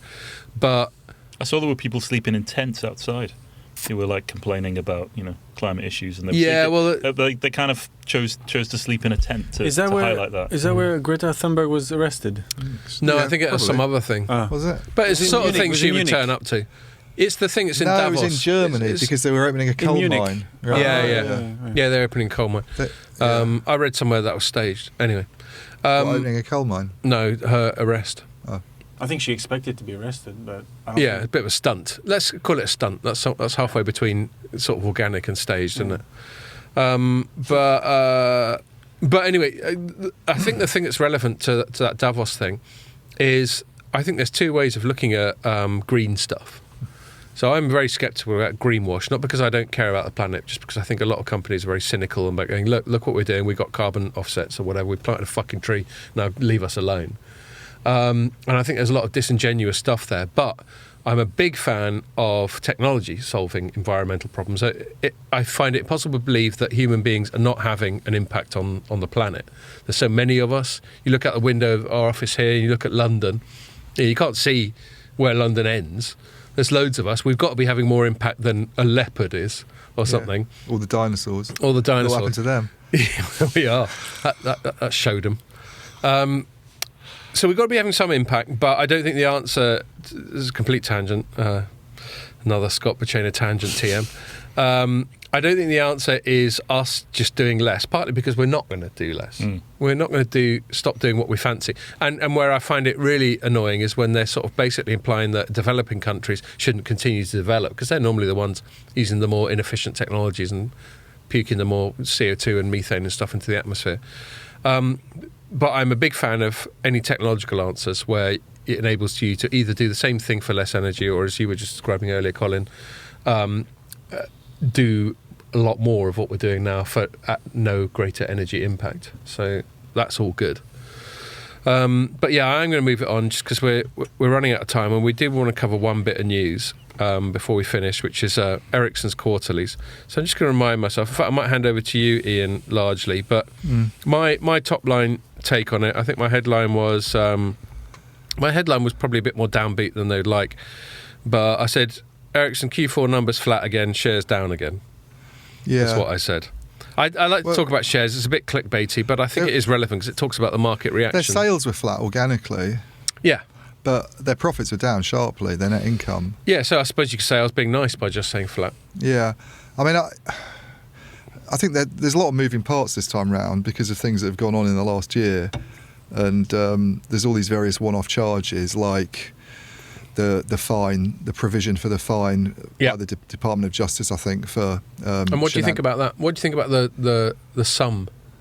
The sum's quite small compared to what people thought it would be. If that's all they end up coughing up for their second strike, it's a lot better than people were expecting, because I think the first time around it was about $1 billion, and I can't remember the figure this time. But you figure second strike, it might be even higher. It's a lot less. Yeah. There's also they sold an IoT business to a company called Ericsson. I think that's how it's pronounced in the US. And they got out of some of their cloud deals that were described as subscale. So that was another one-off hit. Ailing, now called cloud software and services, but it's basically the amalgam of what used to be digital services and I will say, services. To quickly interrupt on that, Ericsson has been bailing out of shitty contracts for about 5+ years. I mean, this is the thing, is that I mean, one of my sort of takeaways from it was. It kind of shows, the guy who runs it now, Boy Ekholm, came along and I think did a really good job. I think everybody has to agree of turning a company around that was loss making at the time and that had sort of lost its focus and gone into lots of other areas. And he said, look, let's get rid of some of this stuff and let's drill down on what we've always been known for, networks, and do a really good job of that. And there's no doubt now, outside China, they are the 5G company to be.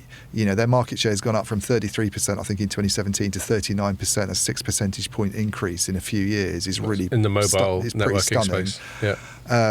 And it's highly regarded by analysts. They're a really good networks company. Yeah. But they're not. He hasn't shown that they can sort of diversify into other areas very well. And the digital services was there when he came in, and that's a bit they have struggled to turn around because.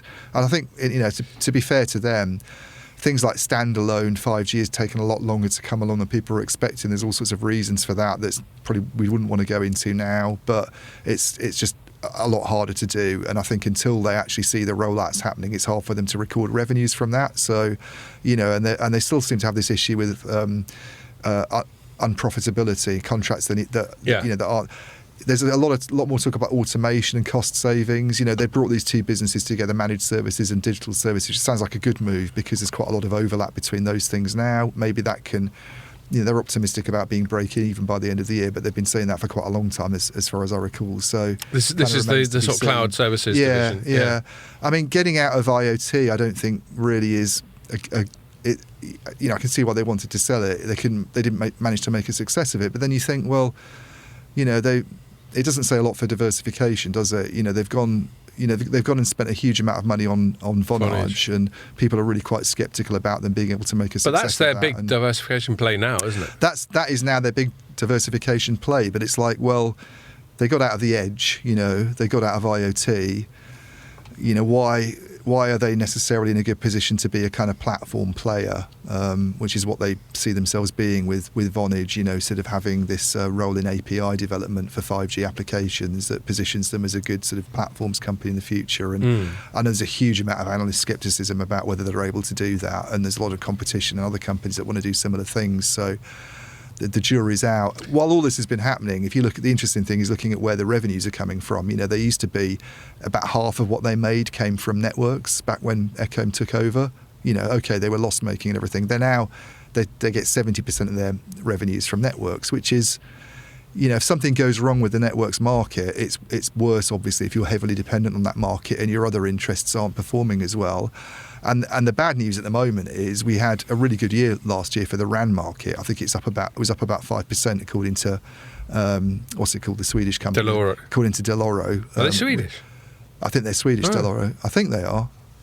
Okay. But they're the ones that Ericsson uses anyway. Yeah, Sort of trusts for its. And I think most people, with all due respect to our colleagues at Omdia, for pure networking market sizing, they're quite highly regarded. I think Omdia's pretty good, and I suspect Omdia says a similar thing. Sorry, Omdia. I suspect they'd have similar, it grew last year, but the projection this year is that it's going to shrink by about 1%. And the thing is, if you look below the headline drop of 1%, which I talked to Frederick Yedling about, who's the head of networks on the phone earlier today. With him earlier myself. But you look, and that doesn't sound that bad, but you look below that, in North America, which is where Ericsson makes 30% of its revenues, that market's projected to drop 7% this year. Wow. A lot of operators having spent quite a lot of money in the last couple of years, and it's not surprising that it's happening. We're in not a good position economically. There's worries about recession. Everybody's dealing with the cost every of day, living today we crisis. had a story about Google laying off loads of people.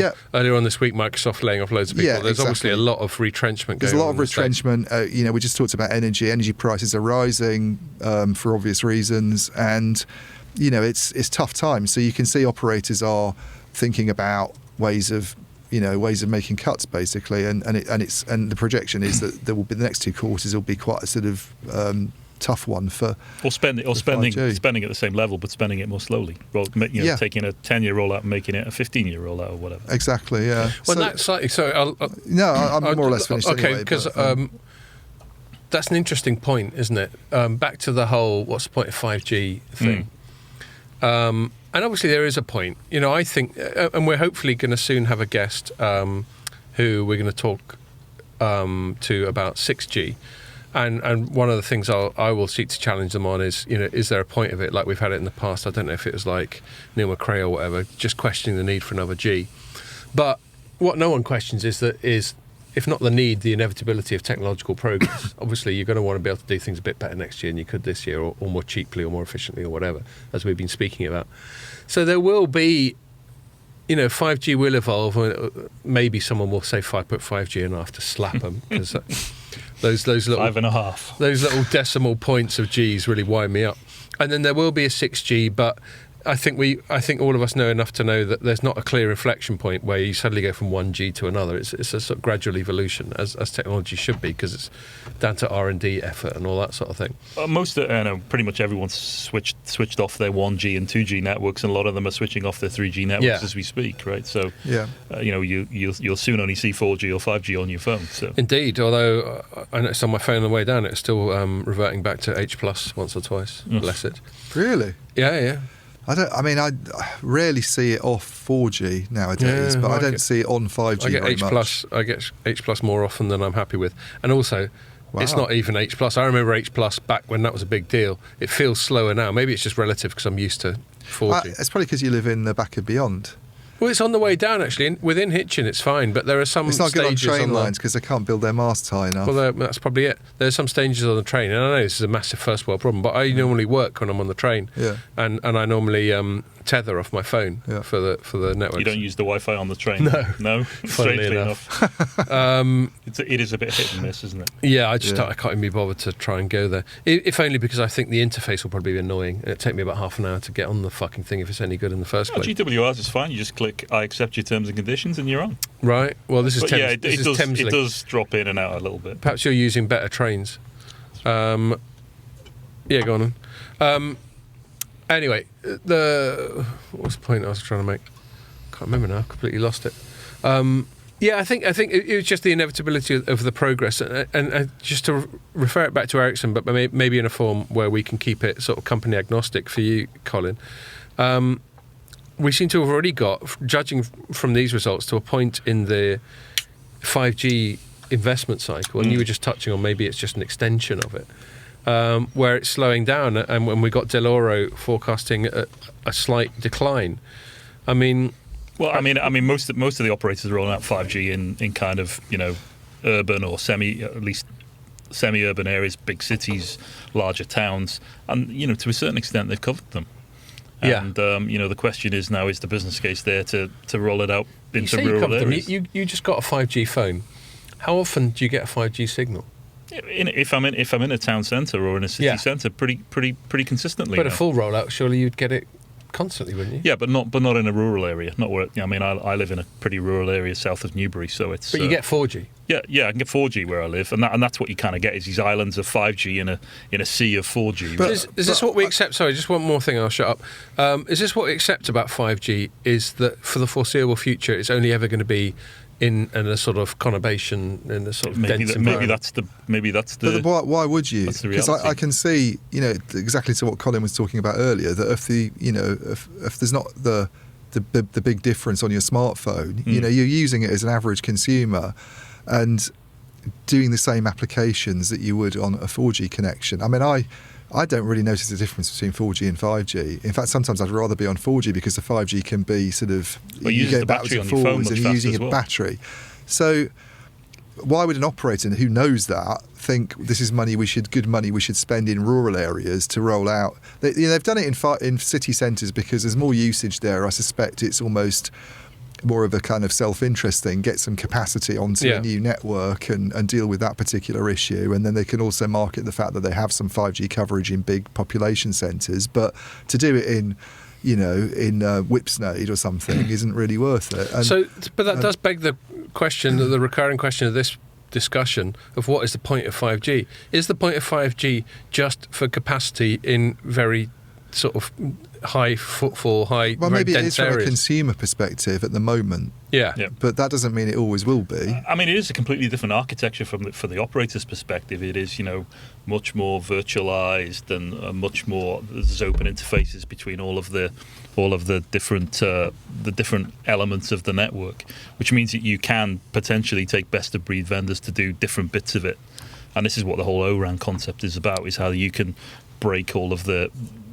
Most RAN networks today are built single vendor, and I think opening all those up and potentially introducing multi-vendor networks in the RAN is an interesting concept. I suspect what will probably happen in the long term is that people will build O-RAN compliant networks, but there'll be single vendor O-RAN compliant networks exactly where there'll be all these nice open interfaces between the vendor you were talking about a minute ago is different components in the network, and it will be a single vendor O-RAN. So it will be open, but it will be single vendor open. Yeah. So I suspect that's what will happen. But I mean, it is a different architecture, and it lends itself to things like network slicing, which you can't do with 4G. It lends itself much more easily to integrate various applications into it. So it is a different architecture. So it sort of sets the groundwork for this sort of flexibility for future use cases. So maybe where I'm being sceptical and going, what's the point of it? The point of it, and back to the killer app cliche, the point of it might not be manifested now, but we're laying the groundwork for all sorts of future use cases and killer apps but we've not even seen, that point about standalone. We've not even seen the rollout of that yet, and that in itself is supposed to move things along quite a lot in terms of capabilities. And there's not been a lot of the stuff in the business market that relates to that hasn't been seen necessarily yet. So, I mean, I'm trying to play on their side, and from their perspective. I know what Ericsson said this morning is their view is that this is kind of like a valley that the industry has to go through before it sort of starts climbing again. You get through this dip. Eventually, traffic's going to go up, so they're going to have to make investments for capacity reasons, not just coverage. And then presumably there will be this sort of wave of investment that happens that's more to do with enterprise stuff, and which is what they're banking on with. Which is what they're banking on, and part of Vonage is, it's kind of partly to do with that. I mean, it's like the other side of it. Well, that's why they've created a whole division. They've now got three main reporting divisions: mobile networks, cloud software and services, which is basically all the non-mobile network shit. Every division's loss making except for networks. Yeah. And then, enterprise was up, but that wasn't organic because that was the acquisition. It was acquisition of Vonage, and the interesting thing is how, like, the acquisition of Vonage made a massive difference to sales, but they still racked up quite a big loss, which they blamed to some extent on the divestment of this IoT unit. Right. They've got three. I mean, others almost insignificant. That other unit, it's like the. Well, they didn't even put it on because I do Ericsson, screenshots of their PowerPoint presentation. Yeah, and they didn't, with segment summary, they didn't even bother. I mean, there's really three, but the two big ones that aren't networks, cloud basically, and enterprise are both loss making, and people are going to be more sympathetic maybe on the enterprise side because it's quite new and. There's a story there, and let's give them time and let's see them prove it. But I know a lot of analysts would be quite frustrated by what's happened with the two units that are now cloud. And we've had one story this week. There's an activist investor group called Cevian. Oh yeah, them again. Bought a bigger stake. Did they? I missed that one. Yeah. Well, they bought a bigger stake, and Boyer was over in Davos doing a bit of skiing with the oligarchs. Were the oligarchs invited? That's what it's all about. Is Davos oligarch fest. As long as they're the right oligarchs. It's like a music festival for oligarchs and politicians. If you're in the olive oil business, are you an oligarch? I like it. Tell your dad. You're getting good at dad jokes.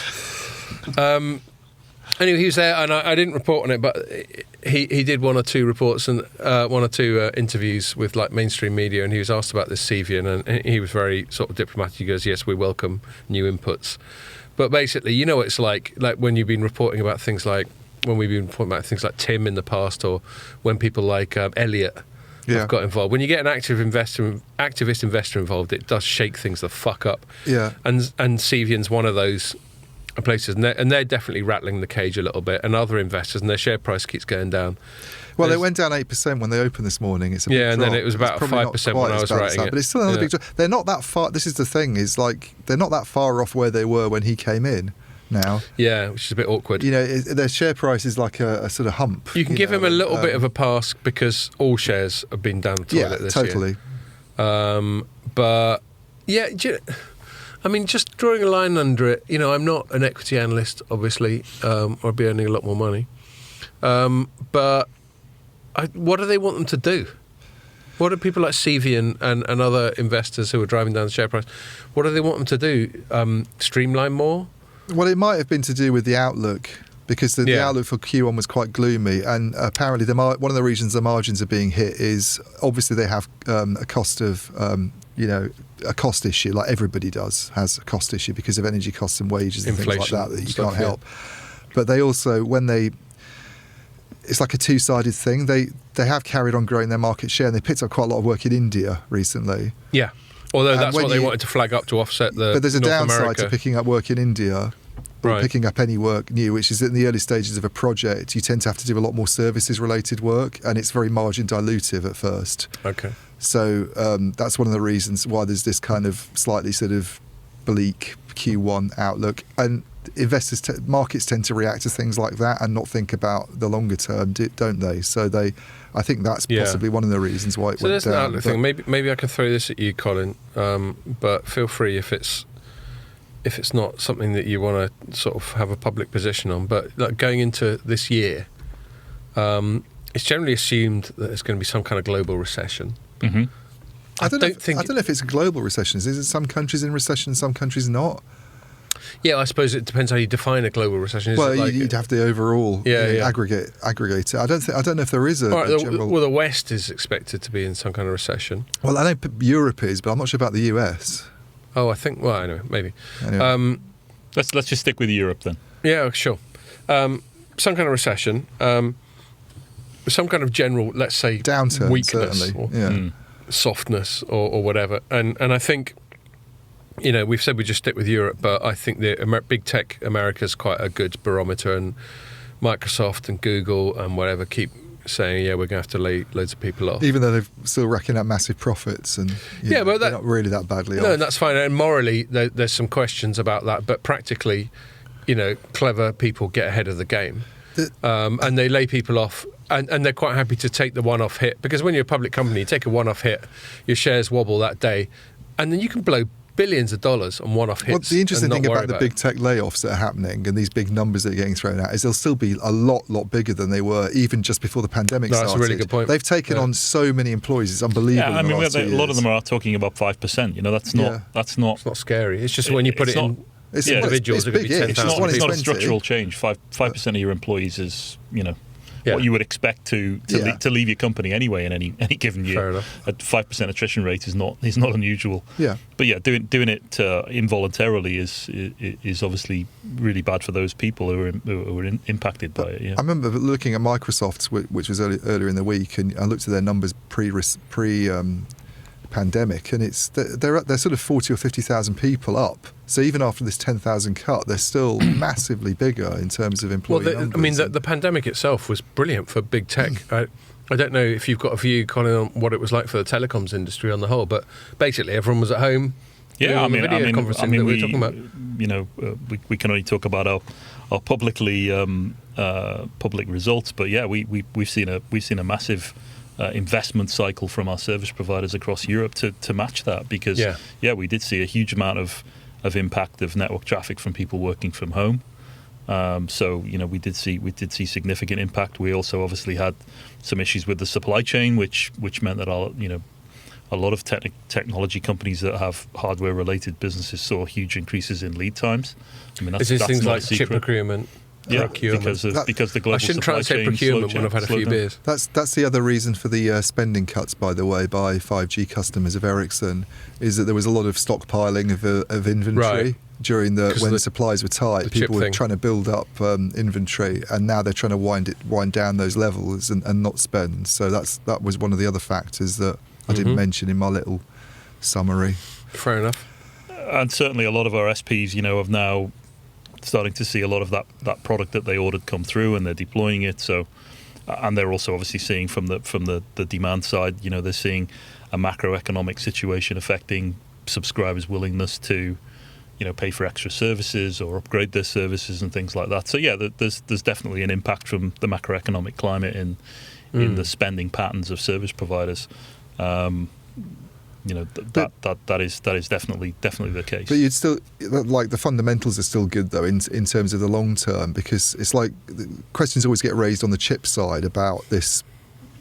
It really goes up and down, doesn't it? Yep. You get a shortage, and then it turns into a glut, and everybody's now saying, they've overinvested in all these fabs that are getting built. We don't need them, but the long-term view is that if we get into the late 2020s and a lot of this edge stuff takes off, and we are using new types of device, then there will be a need for a lot more semiconductors than we've ever used in the past, I'm guessing. Yeah, and I mean, and don't forget the semiconductor industry has fundamentally moved from old technologies to new technologies in terms of moving from 28 nanometer to 7 nanometer and 5 nanometer, and that requires kind of different manufacturing facilities to build that stuff. Yeah. Which means that they're typically new facilities which they've had to build, and they are multi-billion-dollar investments and take 5 years to come. And there's a massive geopolitical land grab over that, where people want to diversify away from the Far East because they're worried about China having a go at Taiwan or something like that. So one gut feel that I get about. Yeah, most people seem to reckon, like back to Ericsson, that they in their outlook they were going, don't get hopes up about the first quarter or two of next year, weren't they?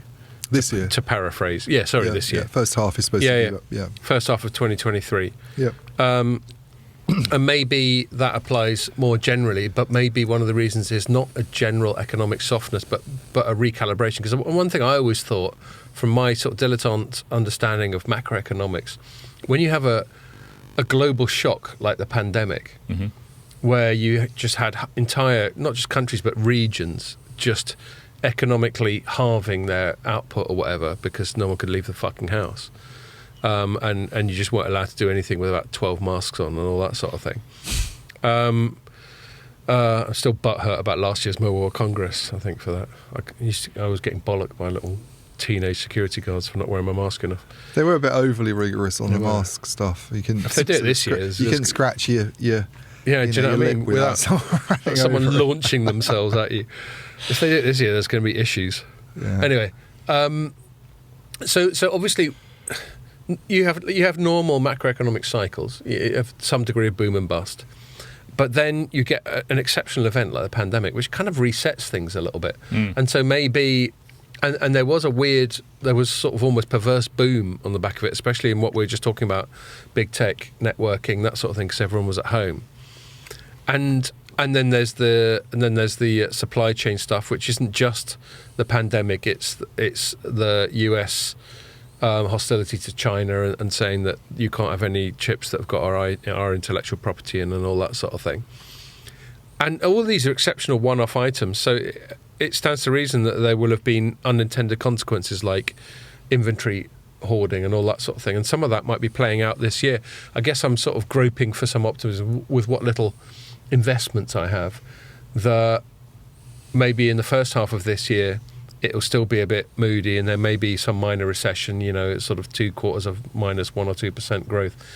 But then by the time we get to the end of the year, it might be better. I don't know, I'm not going to put you on the spot, Colin, and ask you to make predictions about the global economy. I'm delighted about that. But some of my stream of consciousness wittering, does it make sense? Do we think in terms of the sort of cyclical nature of supply chains and economy, some of that makes sense? Are you saying anything that you can add to that? Yeah, I mean, traffic growth continues. I mean, I said at the beginning that that slowed down a lot, but the traffic growth definitely continues. Particularly outside of mature markets, we see massive traffic growth in some of the developing markets still. As people start to use things in those markets that we've kind of been using for many years in mature markets. So I think the traffic growth will continue, and as traffic growth continues, people move towards more digitalization types of solutions, whether that be in their personal lives through retail or whether it's from business application use. I think that will always drive positive momentum. I mean, you'll always see peaks and troughs in everything, but I think medium to long term, we definitely still see a very strong growth trajectory for the telecoms industry. But I think you and I were talking before the session about whether a voice call is a voice call anymore, and really everything's data these days. Even a voice call is a data application. So I think fundamentally, that will continue. The network that supports all of these applications will continue to grow. Yeah, I mean that direction of travel seems beyond dispute. I mean, the question is, can we find the applications to really use that growth? And that's really, maybe the thing which is where we're always getting this incoming stuff about VR, AR, all that sort of thing. I think it's still not obvious. I think one thing I've learned from this chat is to view 5G is perhaps be a bit more patient about it. You're talking about how it's a whole... Don't be too patient though, otherwise 6G will come along and... But like Colin explaining how it's a whole new architecture in terms of enabling all sorts of other things that are not very exciting, but they're sort of plumbing things, as I call them, behind the scenes. But it sort of lays the groundwork, just like, I don't know. Maybe we talk about the odd generation being where they sort of start stuff, and the even generation being where they refine it, and that might not bear out. We're only on to 5, for fuck's sake, so you can't over extrapolate that. But like 3G was the start of mobile broadband, but it was a bit shit, and with 4G it's really decent. Maybe 5G is the start of something that I can't even articulate or put my finger on right now, and then with 6G that'll be really decent, but it'll probably be more. I don't know if you think I'm barking up the right tree here, Colin. It'd be more to do with the sort of ubiquitous connectivity. Mm-hmm. And maybe it'll be these heads-up displays where I can see that you're an Everton fan just by chatting to you with my glasses on, or something like that. You can tell by I'm crying, that's why. No, it's... this thing we call enhanced mobile broadband, which was, the move from 3G to 4G to 5G. I think you could, if you had decent 5G connectivity and you were in a town centre or a city centre, the urban area of a city, you could probably use 5G for your full broadband connection now. I think that's a perfectly viable thing to do. You can get pretty decent performance from it. But that's just, we call that enhanced mobile broadband. And that coverage could be fairly ubiquitous. Although in most of those locations you've also got access to cable from cable providers, or you've got access to fibre to the building, or you've got access to DSL as well. Yeah, and all of those will deliver similar performance. Maybe not the DSL piece, but the other two will give you that similar kind of performance. But in rural and non-urban areas, maybe we still need our DSL. Yeah, and I was doing a video interview, so it was a commercial thing, so I won't mention who it was. But it came up just in the chit chat of I've been at press events like telecoms or tech press events where the Wi-Fi was shit, and everyone always reflects like how ironic that is. And it could get to a point, in Wi-Fi, for whatever reason, maybe the money's not there, or maybe the spectrum's not there, or whatever. Wi-Fi is adequate at home, but it's never been adequate in sort of dense environments, in my anecdotal experience. And maybe we're getting to a point where 5G and mobile connectivity will basically supersede Wi-Fi.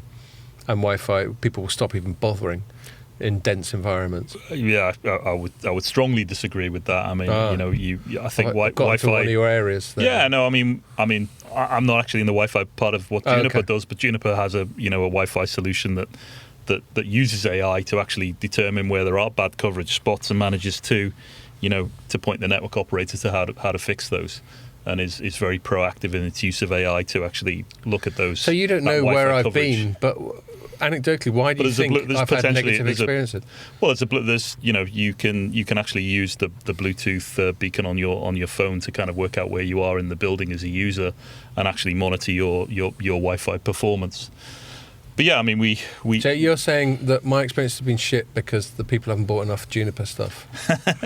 No, well, because Wi-Fi performance is dependent on a number of different things, where you put the access points in the building and things like that. But we've done a huge good or bad in the same way that 5G is good or bad, depending on the investments that's been made. Being totally anecdotal. You can have. I'm sure your Wi-Fi connection at home you'd think is pretty damn reliable, and you never have any problems with it.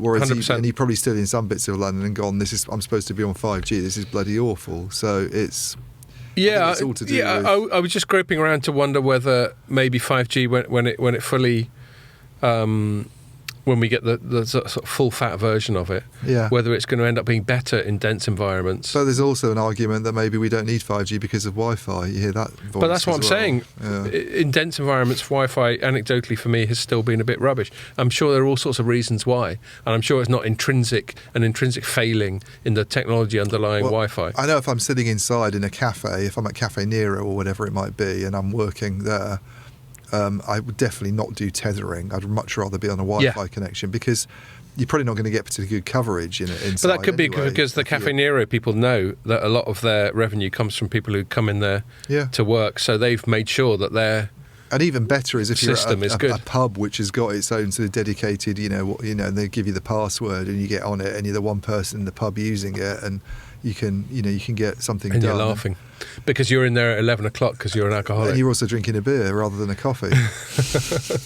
But I think the two technologies are absolutely complementary. I mean, obviously the key difference is that Wi-Fi is running in open spectrum, in unregulated spectrum, whereas 5G is in regulated spectrum. I mean, we are seeing a lot of rollout of private 5G networks now, and I suspect most of those will be delivered by network operators in the most part.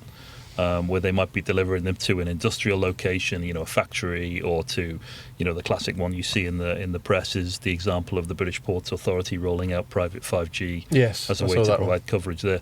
One, because it in those kind of environments it's very difficult to get Wi-Fi to cover properly, but also because they're worried about somebody blocking or interfering with the open spectrum they're using for Wi-Fi.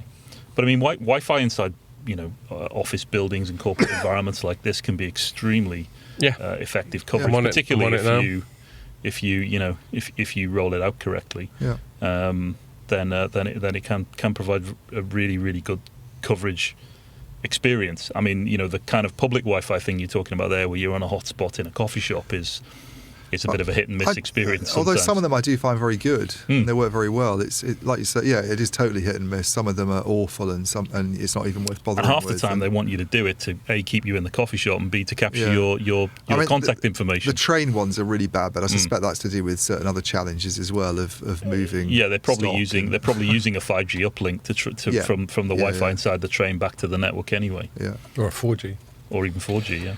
Cool. All right.